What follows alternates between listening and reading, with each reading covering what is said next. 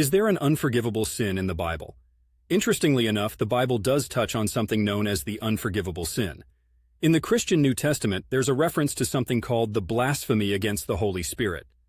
Jesus talks about this in the Gospels, specifically in Mark 3:28, 29, Matthew 12:31, 32, and Luke 12:10, although each book has its own nuances on the matter.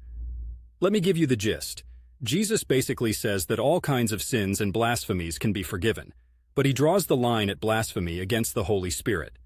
It's a bit of a theological curveball because it naturally leads to the question, what exactly is blasphemy against the Holy Spirit? Well, scholars have debated this for centuries, and there's still no consensus. Some say it's attributing the work of the Holy Spirit to the devil. Others argue it's a stubborn refusal to accept the forgiveness that God offers through the Holy Spirit.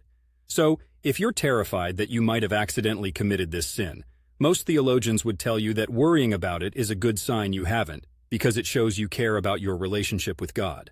Live and let live, though. If you're not into the Bible, that's your prerogative. As for me here in Portland, I try not to dabble in the domain of the divine too much. I find the human tendency for guilt and worry about such esoteric concepts intriguing, though. We've all sinned according to pretty much every book, scroll, or stone tablet we've ever etched rules into. Whether or not there's a sin that can't be forgiven is something that's kept people awake for many nights across millennia. Bottom line, my take on it is, do your best to be a decent person, and what happens, happens. Remember, Pastor Scott from Portland just enjoys mulling over these mysteries while sipping on some Stumptown coffee and listening to the rain tap against the window.